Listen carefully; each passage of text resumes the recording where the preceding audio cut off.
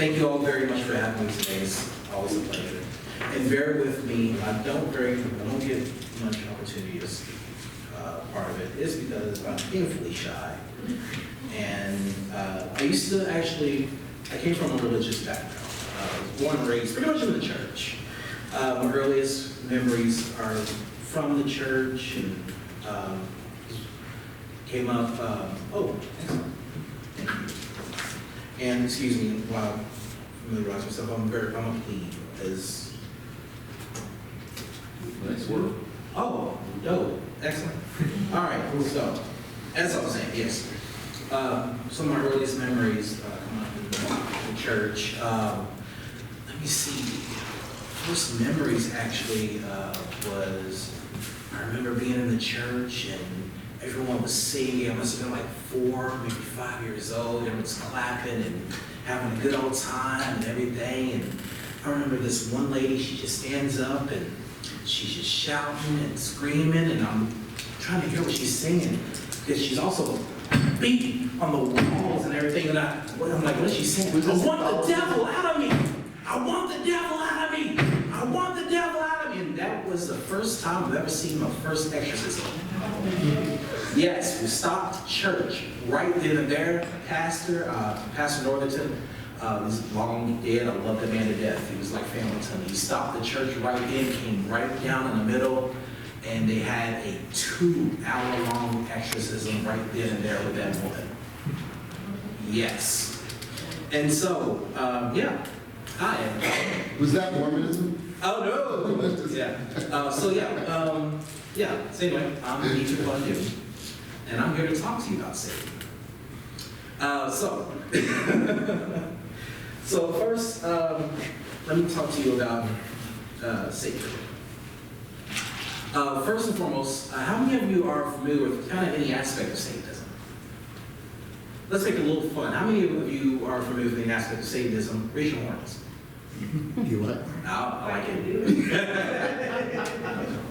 it. All right, so first things first. What you have to know about Satanists, we're pretty much atheists, just like you guys. I'll say it again. We do not believe in, worship, praise, even, acknowledge a living, breathing Satan at all. All right, there we go. I like it. All right, so let's go and get into it. So I've kind of built on how many of you guys attended the American Atheist Conference, convention? Excellent, awesome. So you got to see a good friend, Lorelei, who spoke a little bit about Satanism and everything. So we kind of went back and forth for a while ago when she was kind of building her talk a little bit. She was super nervous. I was a little bit super nervous for her. I'm a little super nervous now, so bear with me. So, Satanism 101, modern Satanism and the fight against theocracy. What I really want to point out is modern Satanism is any sort of system of Satanism that kind of comes after the Satanism that kind of we're familiar with, like the Church of Satan. Anton LaVey, you may recognize him, bald head, super thin mustache, looks like me, the Merciless from Flash Gordon. That form of Satanism, what I want to kind of think of is a super self-centered Satanism. Think of it as a really super libertarian type of Satanism. Focuses on the self, focuses on and I've got mine, you get yours type of philosophy. And that's really what it is, a philosophy, a worldview. And we, sort of looked at that and said, that's not enough. That's not a worldview that we believe in. Myself and others, we care about the world around us. We see what's going on in our society, especially post-Obama, in current Trump administration, Matt Bevin administration. We're still in Kentucky, right? This is Covington, right? Oh yeah, we're in Bevin country still. So we see what's going on, and we see, I wouldn't even call it the encroaching theocracy. Ladies and gentlemen, the theocracy is here. And actually, in thinking about what I want to speak on tonight, I am going to talk about Satanism, and I was actually sort of wondering what I wanted to speak about. And so I'm going to take a segue at the end of my speech to talk about something that is super important, because I've noticed not a lot of freethinkers, not a lot. Stop it, Jesus. Not a lot of freethinkers, not a lot of people that are active in our community in the fight for religious freedom, freedom from religion, freedom of separation, separation from the state are aware of. That's Project Blitz. I want to touch on that a little bit towards the end of my talk. A lot of people are not aware of what's going on. So if you who are here is aware of Project Blitz. Okay, I still see some hands down, so stick with me. Towards the end of my talk, we're going to touch on that. It's going to blow your mind. So just bear with me. Anyway, let me go ahead and get into, there we go, Satanism. So going back to growing up, I grew up in a very Christian family. I'm the middle child of 9 children. Mostly a blended family. Well, a little bit of a blended family, but between my parents, they had 4 children. My dad had 2, my mom had 3. They had, sorry. My dad had 2, my mom had 3, had 4 together, so pretty much 9 children. We grew up non-denominational Christian. So that means also it's kind of a blend of a sort of evangelical Christianity as well. So we get to travel around to many different churches, trying to see what fits. So I got a broad spectrum of different aspects of Christianity, whether it's sort of a Methodist, kind of loose kind of Methodist, meet and greet Sunday, eat donuts, happy Jesus, to going to a church where they try to arrange a marriage between myself and the pastor's daughter. Yeah. I went to a church where they wanted to get together, move out in a spot of land in Indiana because the apocalypse was coming any day now. I've also went to a church where they said, hey, we just collected offering, this is enough, let's go ahead and have some playground again. So I've gotten all kinds of flavors of Christianity. I went to church one day as an usher. Went to go to the front of the church to welcome the congregation, open the doors. Congregation was full of nothing but Korean people who didn't speak a lick of English. They were trying to recruit us for the boonies. Yes. So I like to think that my Christian education was kind of well-rounded. So, growing up, I've done what many Christians and a lot of us atheists did, actually read the Bible. And what I noticed is that, hey, this Satan guy that's in the Bible he is mentioned not very often. He shows up literally 5 or 6 times. And what does he do? Nothing but what Yahweh says. So imagine if you have the Harry Potter series, and it's Dumbledore telling Voldemort what to do, and it's Dumbledore killing everybody, and it's Voldemort trying to get them to stop. That's Satan in the Bible, essentially. I won't get too much into that. But, I'm sorry if I'm going on a tangent. I told you, I'm going to get beat on that tonight. Anyway, so, what really got me into, so really take a look at my education into Christianity growing up. I was studying to become I became a deacon, ordained deacon at the age of 18, after I was called to be a deacon at 13. And again, that was years of intensive study. Ordained at 18. I was a deacon for about 5 years, and I was studying to join the ministry. And around that time, that's when I really got into the sense of study, and also that's when I was really getting into examining both went into studying, went into the construction of the Bible, Council of Nicaea, not the first, second, or third Council of Nicaea, because it wasn't just one. How the New Testament was constructed. Thank you. And just how the Gospels themselves weren't authored by the people that they say that were authored. And, that finding out all these things about, the God of the Bible, how this myth around both Jesus and the Yahweh were constructed, it really sort of was so many needles in my faith that broke my heart, essentially, about this faith that I believed in so deeply.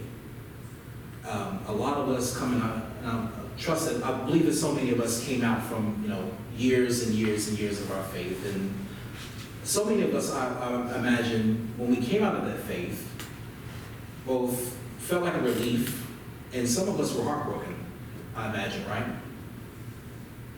I went into a deep depression. Because again, I was ready to join the ministry. I was ready to save souls. And that was a dark time for me. That was 2009, 2008, 2008, 2009, up until 2000, I want to say 2014. So 5 years, I was not the worst, I was not the best leader. But then that's when I found the atheist communities online. That's when I discovered Louisville Atheists and Freethinkers. That's when I discovered Tuesday Night Heathens. That's when I discovered all of you all. You guys, and online, in person, made me better. So thank you all.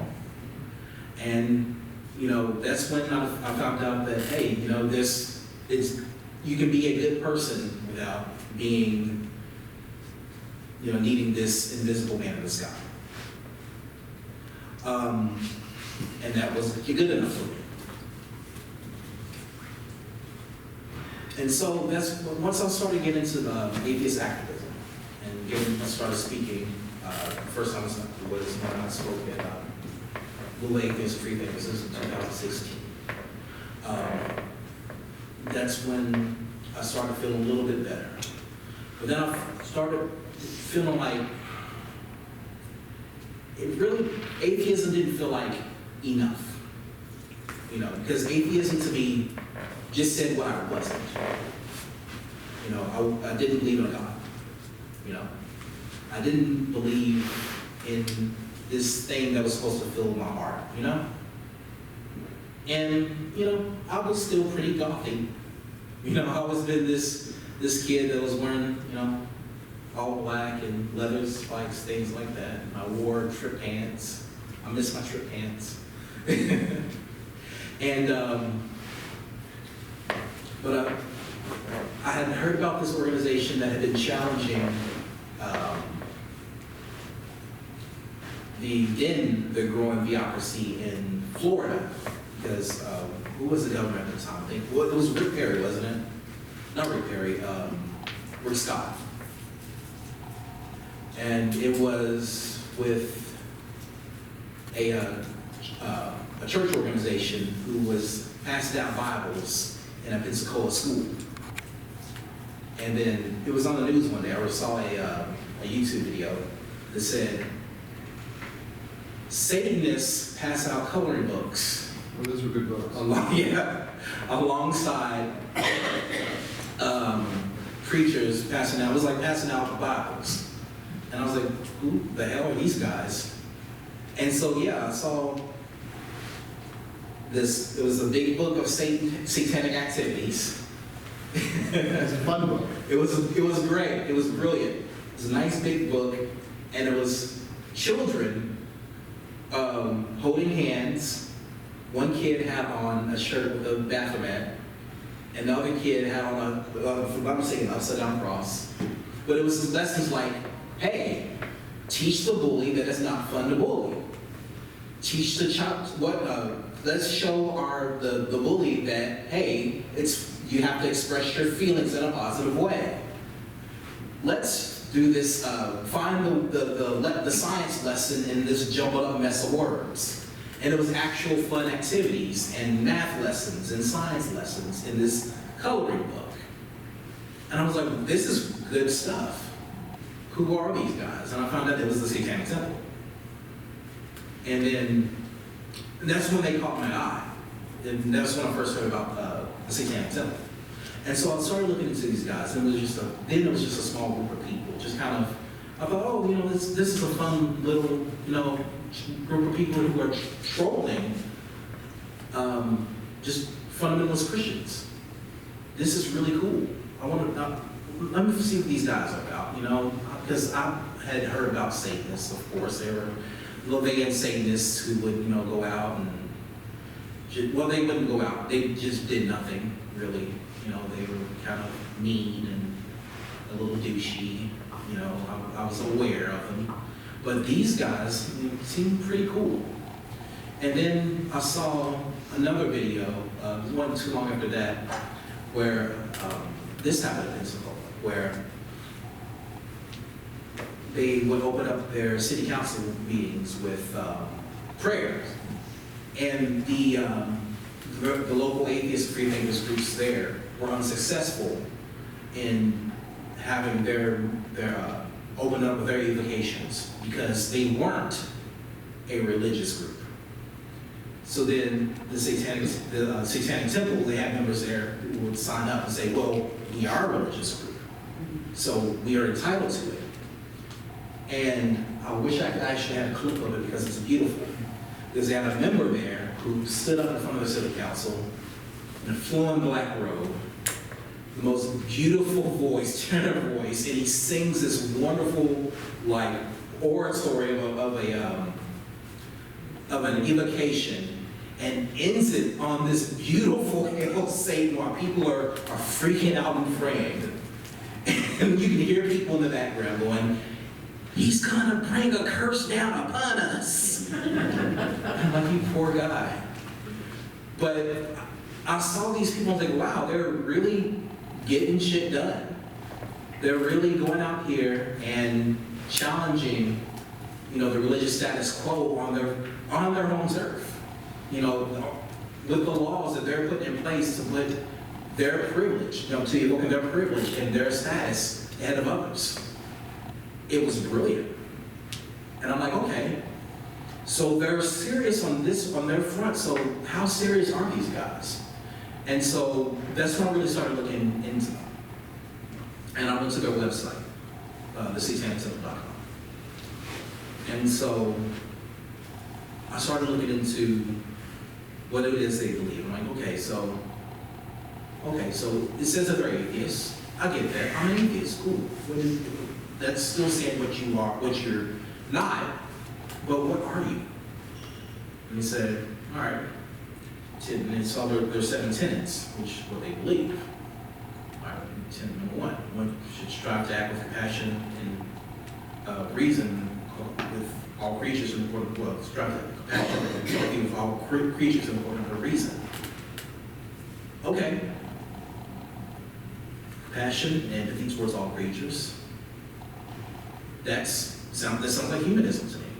That sounds very reasonable. That sounds like a lot of what evangelical Christianity is not. I'm good with that. Tenet number 2. It says, I'm sorry, just give me a moment. I'm trying to think of them right off the bat. I can just look them up.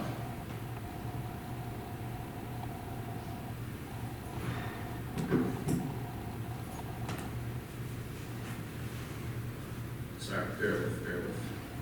The struggle for justice is an ongoing and necessary pursuit that should prevail over laws and institutions.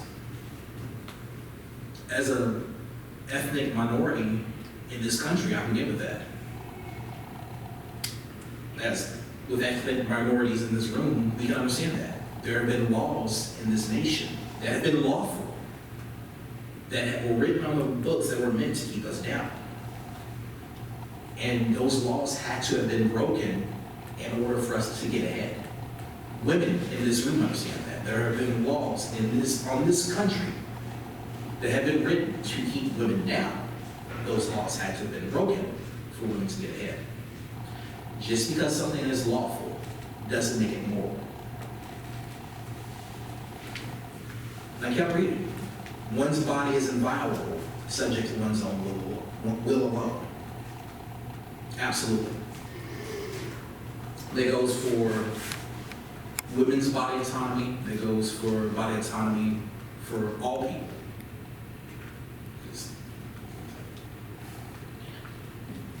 And so the more that I read down the list of these tenets, the more I begin to identify, because I'm like, okay, halfway down, a third of the way down already. Hell, this sounds like stuff that I already feel in my heart. You know, the freedom of others should be respected, including the freedom to offend. To willfully and unjustly encroach upon the freedoms of others is to forego one's own. That goes into our will to protest. That says everything about us as activists, as people who speak out against those unjust laws that I spoke about earlier. As people who are unafraid, unabashed to say what you are doing to powers that be, what you are doing is wrong. We're those of us who are unafraid to stand up in front of that big ass fake boat and say, this is unjust. You're wasting the taxpayers' money. You're taking food away from, children's mouths. This is unjust. It's obscene. It needs to go. This is one of my favorites. Beliefs should conform to one's best scientific understanding of the world. One should take care never to distort scientific facts to fit one's beliefs. That speaks volumes to us. The moment that anything about any deeply held belief that we have, the moment we find out that it's untrue, that it goes against anything that comports to reality, we let it go.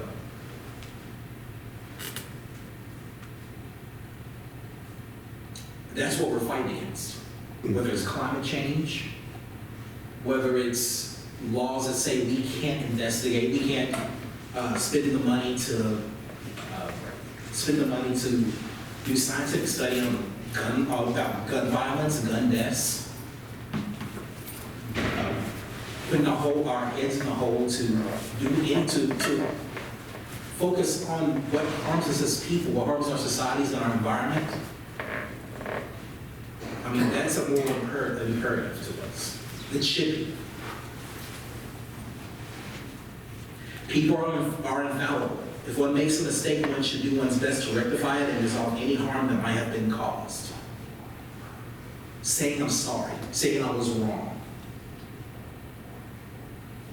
Not saying I'm sorry to an invisible man in the sky, but looking at the next person in their eyes, saying, I'm sorry that I harmed you, what can I do to make it right? As people.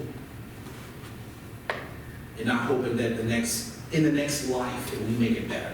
There is no karma on earth. There is no karma in Satanism. There is no karma in humanism. We make it right here, right now, with each other as people. And then it finishes with, every tenet is a guiding principle designed to inspire nobility in action and thought. The spirit of compassion, wisdom, and justice should always prevail over the written and spoken word. And that just speaks to me as just using those guiding principles. Not rules, not commandments handed down from Sky Daddy or Dirt Daddy or whatever. But using those to just being a better person in general. Looking out for each other. And then I remember reading that and I was like, holy shit. I'm a Satanist. Not because, I believe in some scary dude in, red pajamas with a forked, tail and a pitchfork. But because this lives within me. These just guiding principles. stuff that I already believed in, but I'm sitting here reading and seeing it being put into action. But I just didn't know how. But now I'm seeing other people actually doing it. And then it inspired me. Did you bring your other siblings along? I'm sorry? Did you bring your other siblings along? No. Well, my better half though. Okay. How about your parents? They with you too? We'll talk about that later. Well, that's okay. All the stuff you're talking about, I've been a Satanist as well, really Indiana Satanist and all that. Oh, yeah? stuff. Yeah. Most of, we're all, I mean, very open-minded to look at atheists, so you're probably speaking completely to the choir. But I was just curious how your family handled your leaving deaconhood and heading over to the Satanists, and what group and where your group is at. Well, I'll talk a little bit on that later. So Okay. put a pin in that. I'll get to that in just a little bit. But I want to touch on just a little bit because about that, we're trying to get into religion in the black community just a little bit because it actually touches on what I'm about to talk about. Because 85% of blacks are most likely to be part of an organized religion than any other ethnicity. Yeah. So 80% of blacks are Christian, 5% are Muslim, 2% are various other religions, 13% are non-religious, agnostic, or atheists, through research. Blacks are more than likely to say that they are highly religious. So, black women, 80%, black men, 69%. And there's a reason for that. Then Latinx women, 65%, Latinx men, 53%, white women, 55%, white men, 43%. Black women so much because the church, the black church, for a reason, to praise on black women. There is a reason for that. Limited time, I don't think I'll be able to get into it. But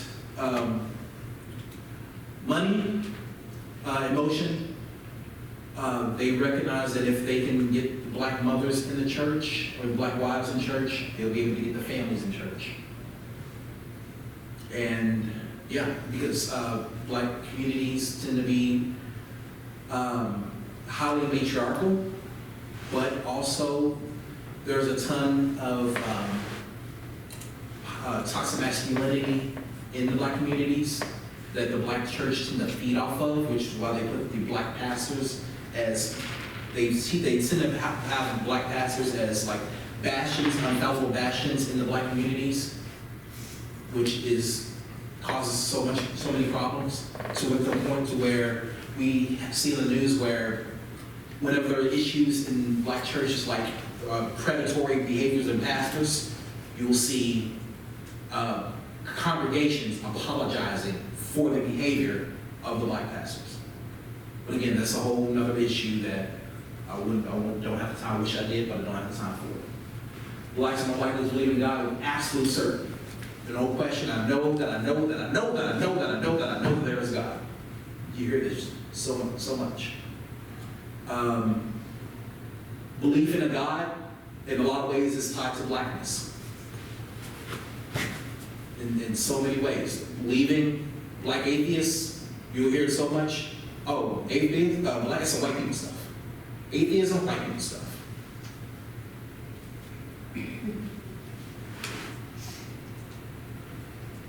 Blacks are more likely to pray daily. Black women, 79% daily. My mother is a praying woman to this day. Black men, 65%, Latinx women, 66%, Latinx men, 48%, white women, 6%, white men, 43%. Blacks are more likely to regularly attend churches. Black women, 52%, black men, 40%, Latinx women, 45%, Latinx men, 33%, white women, 37%, white men, 30%. We were in church at least twice a week growing up. I was a Bible-believing Christian, loved the Lord. I hated going to church as much as we went to church. Hated it. Once a week, fine. At least twice a week, sometimes 3 times a week. Hated it. And don't get me started on revival week. Oh my God, I hated revival week.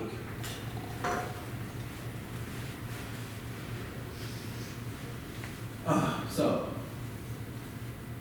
anyway, why do I say this? I'm proud. Church of Satan, founded in 1966 by Anton Sanzor LaVey. Was not his first name, wasn't his actual name, but. So, central texts of the Church of Satan are the Satanic Bible, the Satanic Rituals. Central tenets are the 9 Satanic Statements and the 11 Satanic Rules of the Earth.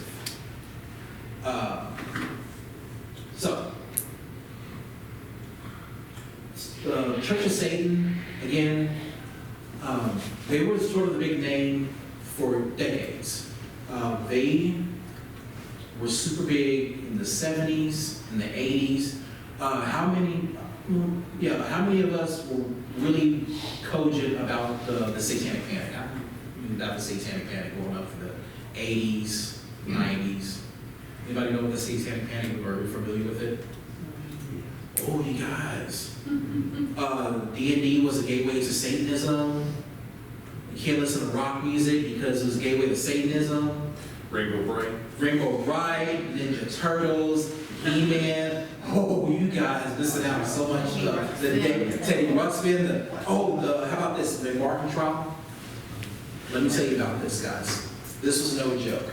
So, the Satanic Panic was this era where it was fun. It was largely impacted by a lot of the people that we're seeing today who are in positions of power, where it was a moral panic, where they were, Christian propaganda was everywhere, saying that whether it was in music or video games, well, video games were really getting started. So it was like board games, Dungeons and Dragons, where these particular media were luring our children, well now adults, into Satan. And it would be funny if it didn't actually ruin so many people's lives. There are people in prison today who have been accused of ritual satanic abuse, who are absolutely innocent of the crimes they were convicted of. The most famous case was the McMartin daycare trial, where back in, I want to say it was 1987, it was a daycare in California, and they were all tried and convicted of the ritual rape and abuse of their entire daycare, classes. It was the most costly trial, the longest trial in American history up until the OJs, up until the Menendez brothers trial, up until the O.J. Simpson trial, and those convictions were later overturned all but one. And if I'm not mistaken, he's still in jail awaiting appeal. This was in 1987. And these people were grown adults. The owners were approaching their elderly wives when that was happening. So a good chunk of these people's lives were ripped away from them for something that never happened. Because of bad science, because of money, and because of Christian fundamentalism.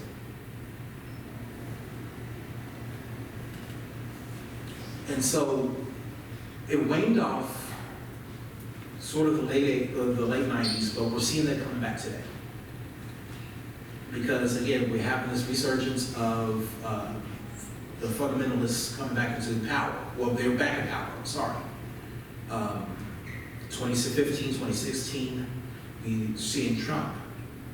With Trump getting power, governments like Matt Devin coming back into power, they're here. The Satanic Temple, founded in 2012 by Malcolm Jarrett, Bishop Reeves. We don't have a central text, but there are some encouraged reading based on Satanism and romantic literature, like John Milton, Mark Twain, Mary Shelley, Anatole France. So it's based on this sort of image of a figure that opposes unjust authority. It's sort of what independent Satanists like myself sort of view ourselves as. The Satanism that we, the philosophical view of Satanism that we hold, holds just this fight against unjust authority and authoritarianism as the highest that we can do. There we go. Oh. There we go. There we are. So, in particular, Anatole Francis' book, Revolt of the Angels, where it's a hard read, but it's a really good read, where a angel breaks into a librarian, a museum, and he reads an entire library over the course of a week. And he's finding out that, wait a second, the Bible isn't at all, what happened in, the Bible as it was written isn't at all what happened, because I was there. And the God of the Bible, as it's written in the Bible, isn't the God at all. He's a jerk who isn't nearly as powerful as he is, and humans are essentially slaves. Let's go free them. About what? Giving them knowledge. This is essentially the whole plot of Revolt of the Angels.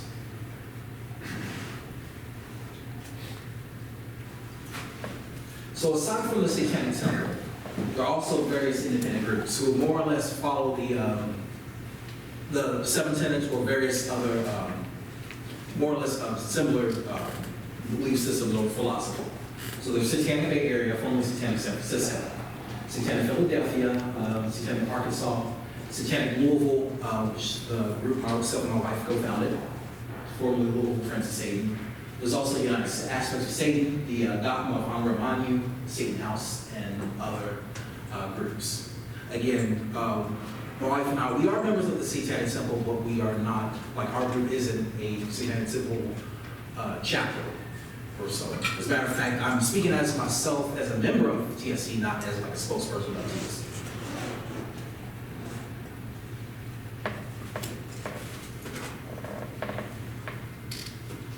And again, we have the way of Satanism. Again, holds to a Satan as a symbol to be emulated, not worshipped. We believe, they really sort of believe it's like deification. The way of Satanism holds themselves like as a god among men. That humans are the only gods. They vary in stance on authority from loose libertarianism to sort of might mixed right authoritarianism. Again, that doesn't vibe with my personal views on as a humanist or as a person living with other people.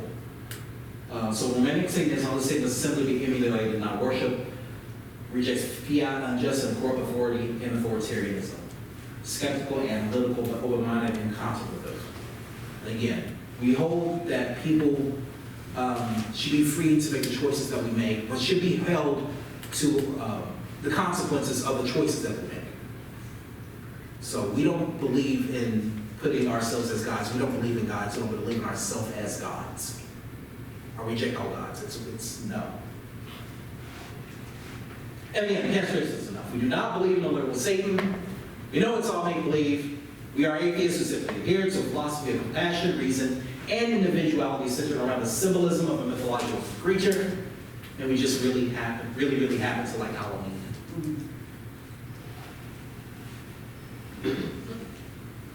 Seriously, guys, it's just so very atheist.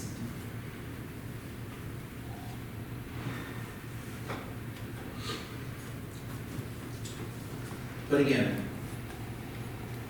I'm just trying to think of all I wanted to say tonight, because it tends to get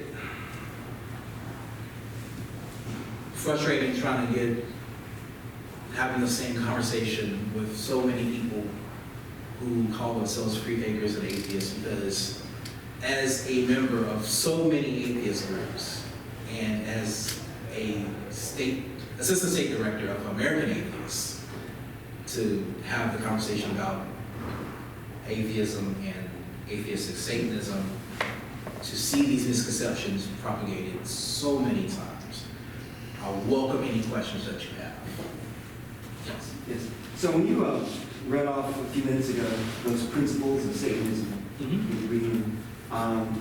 I didn't hear much of a difference between those principles and, say, secular humanism. Yeah. So I'm sure, what is the difference then, based upon what you read, between Satanism and secular humanism? Perfect. Yes, thank you so much. I'm glad that you asked that. So, I wouldn't put too much difference in between, let's say, Satanism and secular humanism. What personally I feel the difference between Satanism and secular humanism is that I think secular humanism doesn't allow for emotional content. It doesn't allow for a room for, let's say, the mysticism of it. Because a lot of us, when we come out of religion,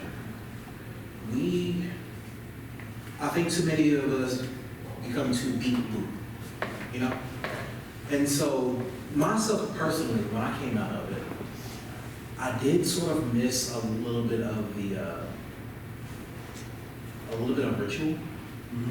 And so, some of us, not all Satanists, my wife definitely doesn't, but myself, some other Satanists, we actually do allow for a little bit of ritual Satanism, but we do it knowing that there is no, invisible hand in it, there is no supernatural. We do not believe in the supernatural. But we do meditate, some of us have altars. Some of us, we have a little bit of, when we do it, it's like a catharsis. We're like, okay, we've done this thing, we've gotten it all out, go team, let's get shit done. Also, what was it you said last night about the difference between secular humanism and Satanism regarding our oppressors? Yes. That was a really good. A lot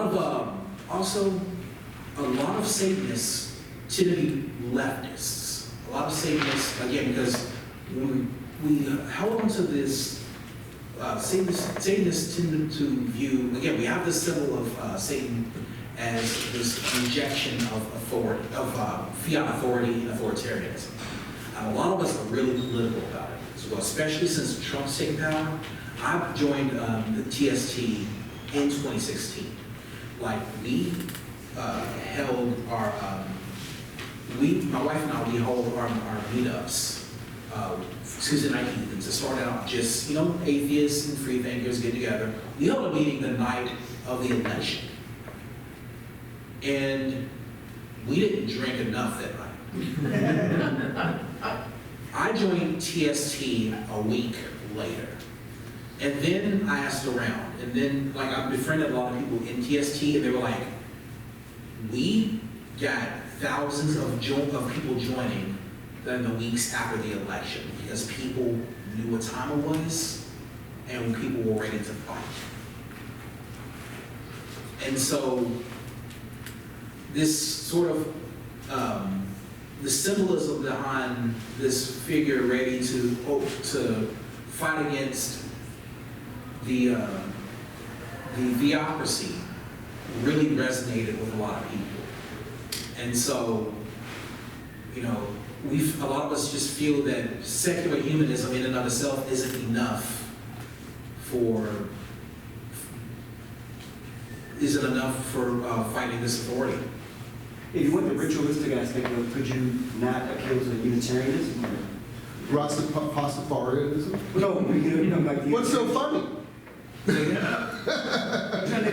I'm just trying to understand the evolution, how someone would go from atheism to Satanism as opposed to atheism to secular humanism or the Unitarian Church if they want their ritualistic aspect of it. I'm just trying to understand the differences, the nuances.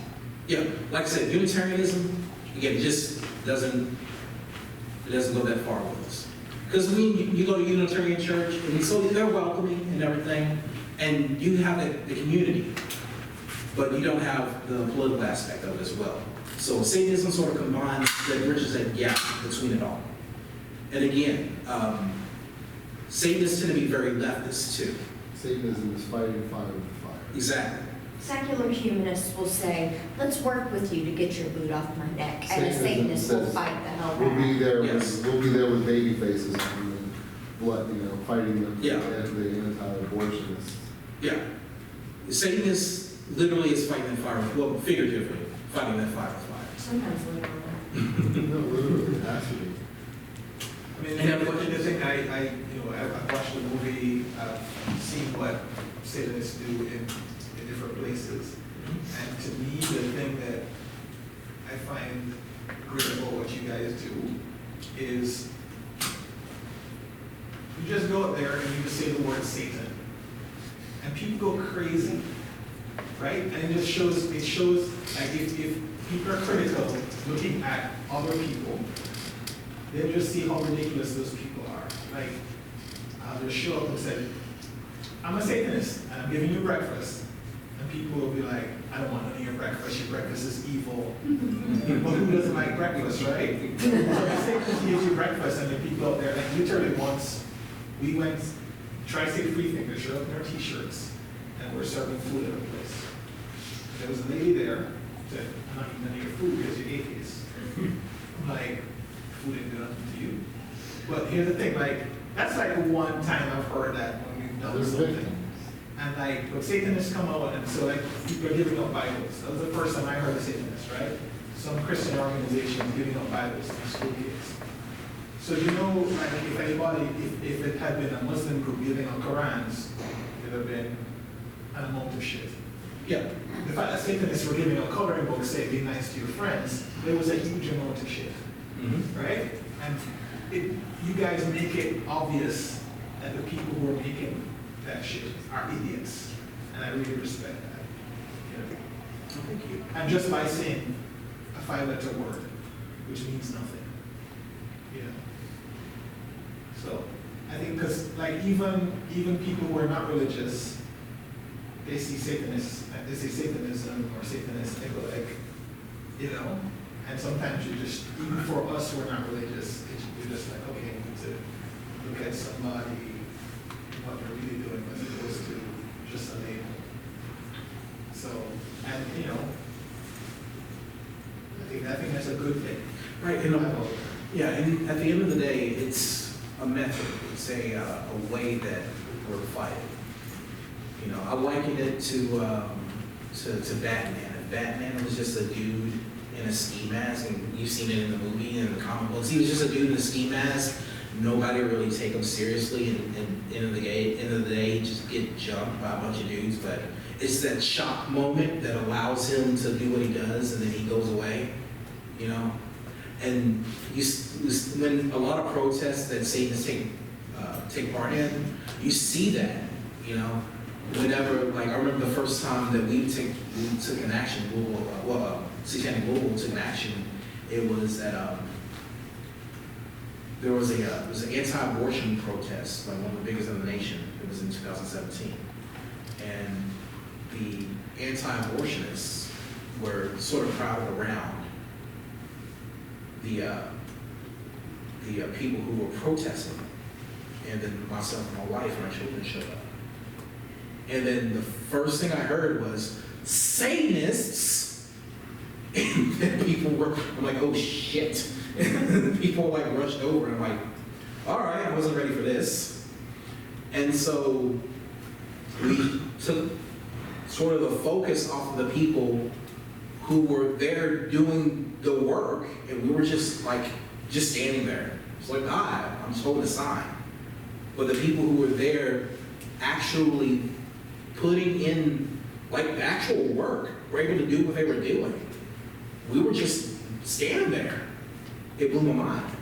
But they were so freaked out and ready to tell us that, you know, hey, you're going to hell. I'm like, I'm a Satanist. You can't be, you're going to scare a Satanist with a good time? Really? That this is what you believe. No.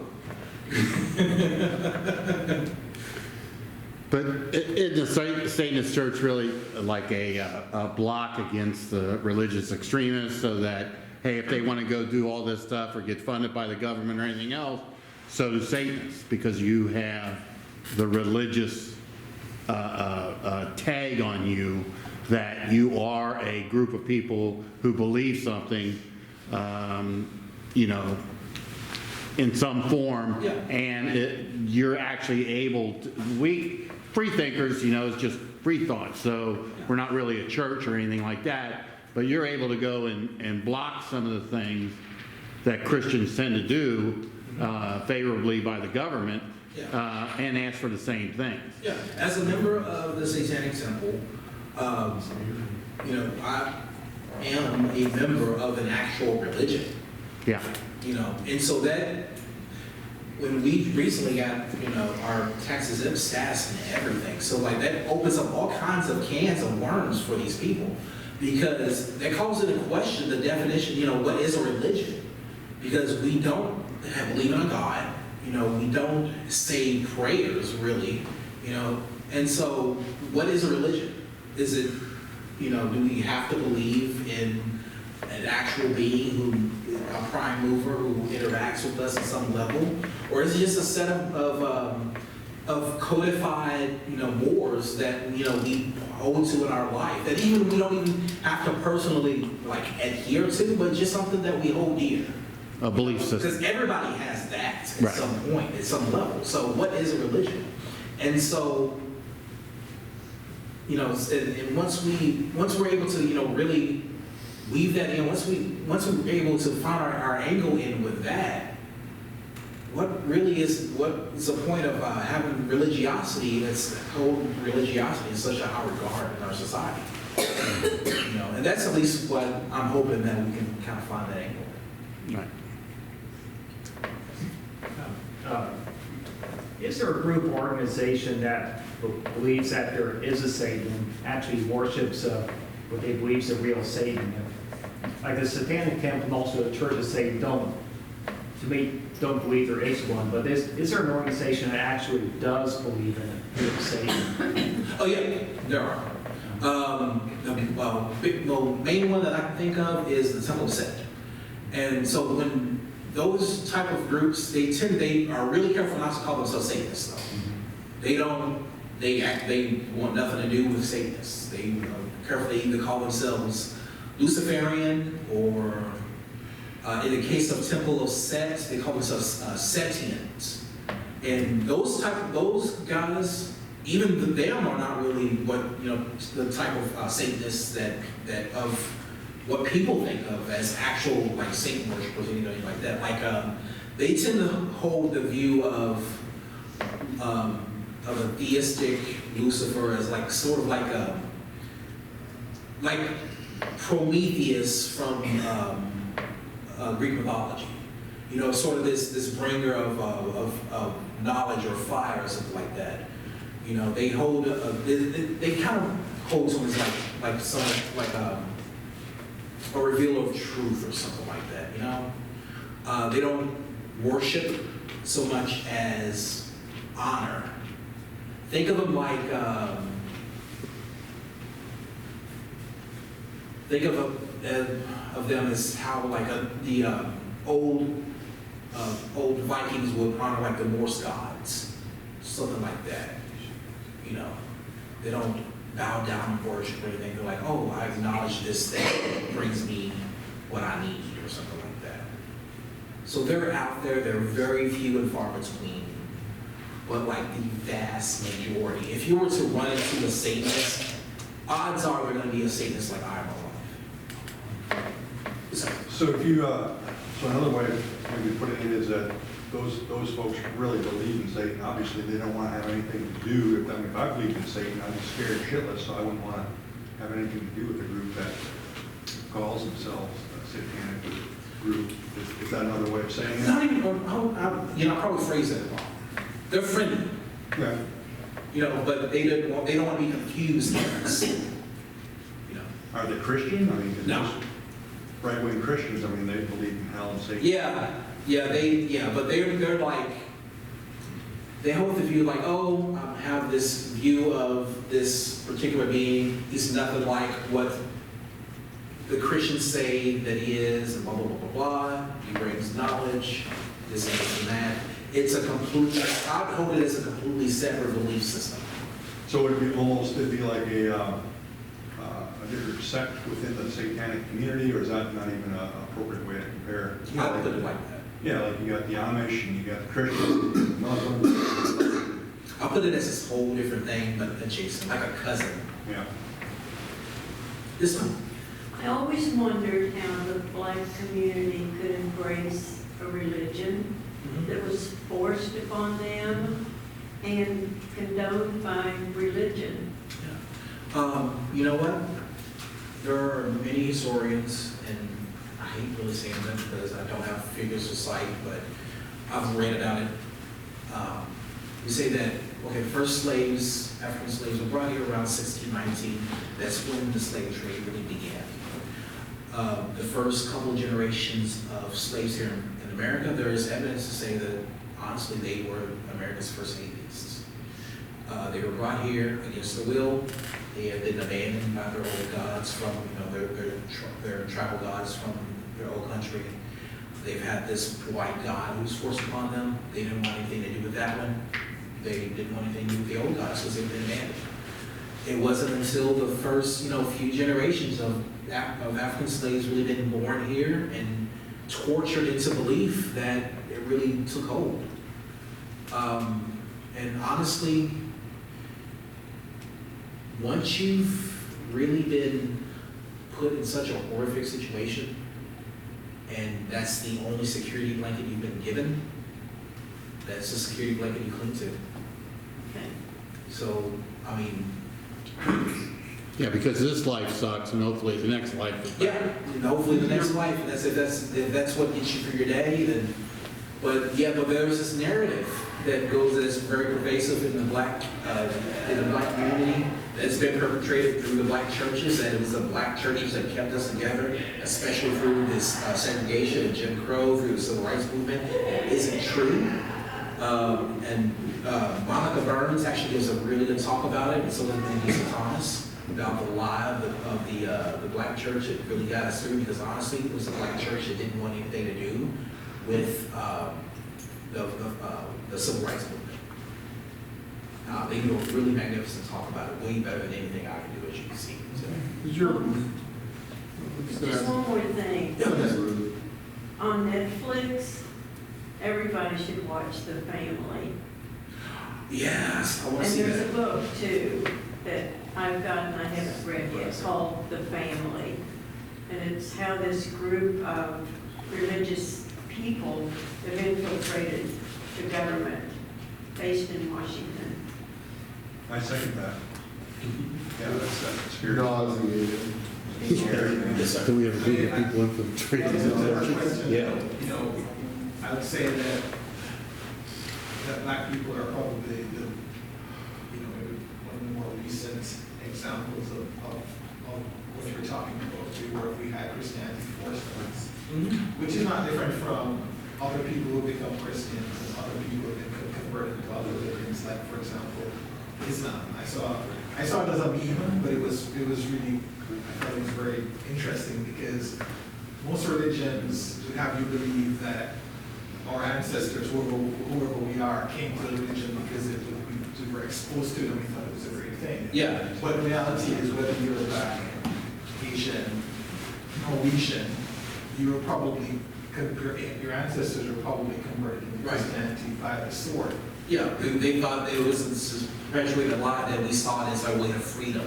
Right. Absolutely. But the reality was, it was somebody conquered you and said you're going to worship here or you're going to die. Chrissy, just quick, how much time do we have?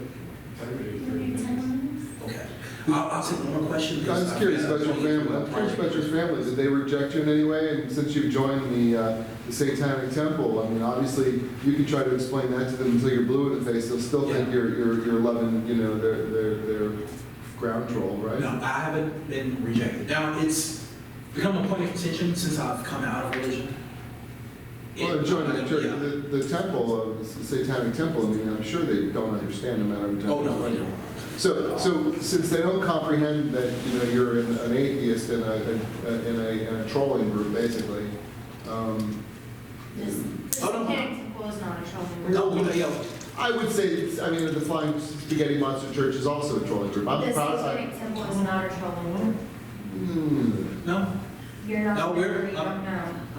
I actually am, and I would think that it has some extent to it. That its purpose is to point out hypocrisies of Christianity. And That's one thing that we do. Yeah. That's one thing that we do. But no. So your family was just, how do they deal with that now over the years or the last few years? No, we just accept it and move on. Okay, cool. Yeah. But, no, that's part of the package. And that's just one thing that we do. The trolling is secondary. But, To the ritual? huh? To the ritual. Nope, it's just one thing that we do. What's the secondary? Everything else. So, in joining TST and embracing Satanism, I've found community. I've found friendship. And I mean, we aren't just out there, spooking Christians and pissing off fellow atheists. When we say hail Satan, when we give the horns, we aren't just, we aren't just making fun of people. We're this, what's the word I'm searching for, actually? Community? Yep, there's community. There's also self-realization. We're expressing ourselves. We found ourselves in a lot of ways. They're some of the most wonderful people I've ever met. And just to put it as just a mere troll group or just... Well, I'm not saying it's a mere troll group. I'm saying that a lot of the purpose of the FSM is because of the problems that Christianity has brought into this country, and it's how to deal with it in some extent. Saying that you have this right, well, so do we. And that, in essence, is pushing back on them. And I'm all for it, 100%. If you knew me, you'd be understanding that I'm 100% for the activity that the Satanic Temple has taken to point out the hypocrisy and the problems in this country. So, but to say, I mean, I've never been in a church. I mean, in the sense of not a church member, never been involved in church growing up. So the ritual, I mean, I guess, is that something that's needed? I mean, some people do. Yeah. Some people do. Some people just need the community. Some people feel the need that, hey, this is something I identify with. And different people need different things. And we just respect that. And again, when I came out of religion, there were certain things that I needed. Because again, just mere, atheism just wasn't enough for me. As somebody who came out of religion. Now, a lot of people who grew, have the benefit of growing up without religion, I kind of envy them a lot of ways. Because again, I had that security blanket growing up, and then it was taken away. So the question, because you grew up, you said you grew up in a very religious family. You went to a lot of different churches and so you believed very strongly. Mm-hmm. But I guess it wasn't until you became, part of the deacon and you started to learn. So you had a lot of belief and a lot of knowledge. Mm-hmm. And that's also something I've heard a lot of other people who fell out of religion after going into the priesthood or whatever, being a pastor, that it's like a knowledge of what you believe, the knowledge of the church is what pushes a lot of people out, which is kind of strange, because I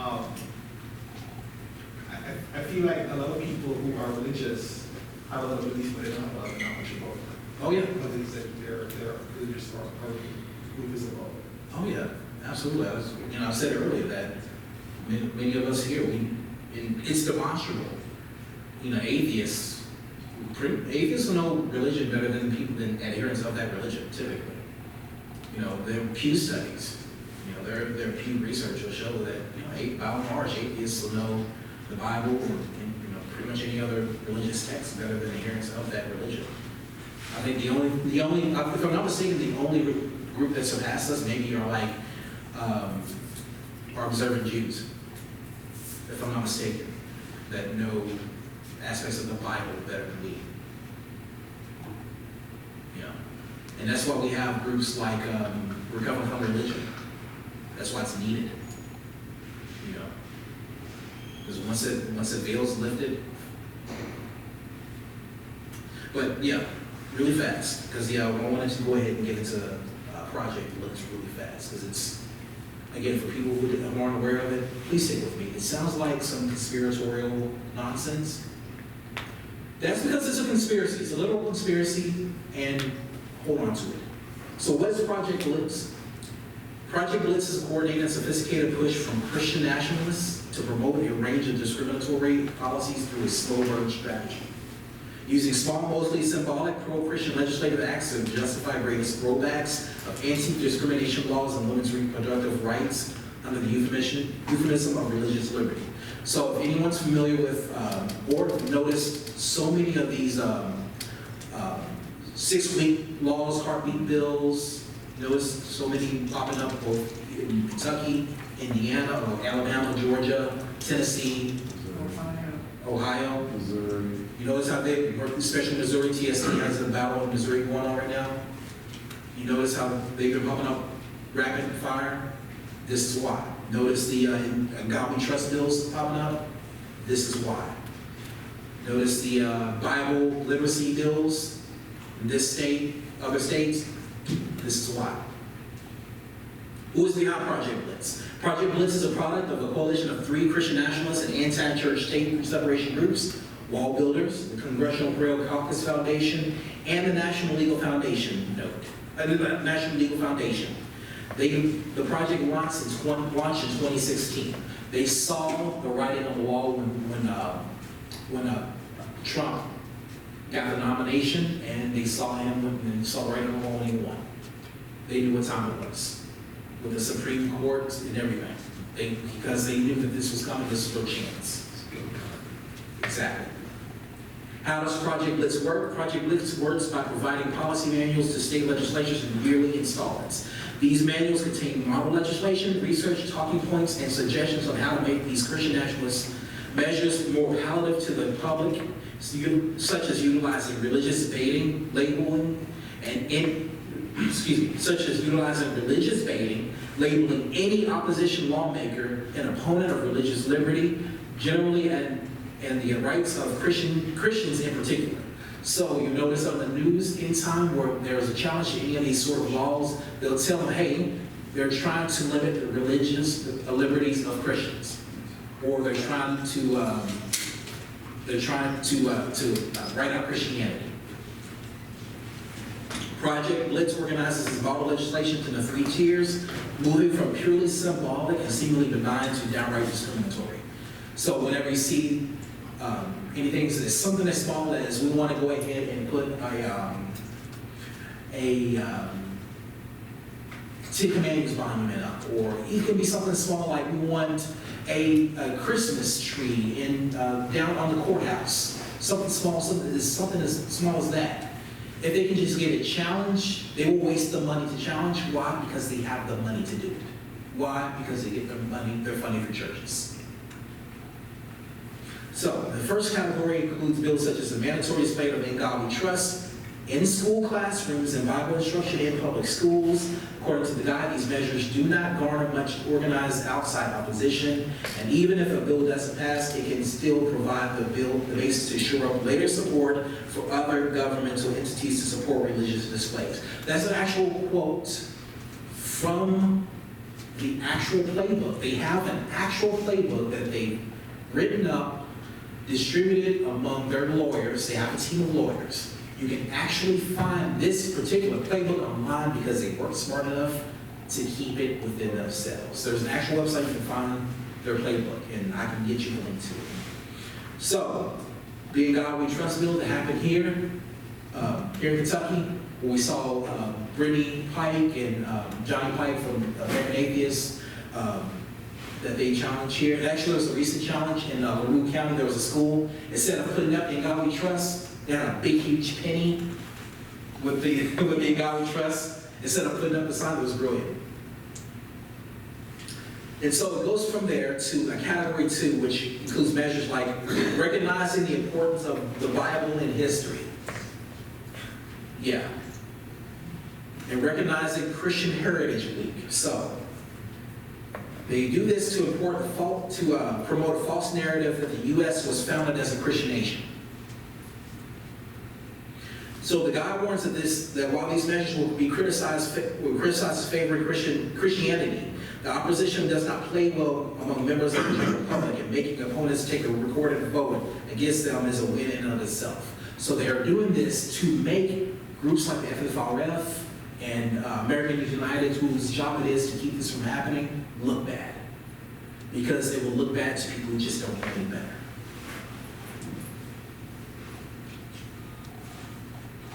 And so, in winning those cases like that, they go on to tier 3.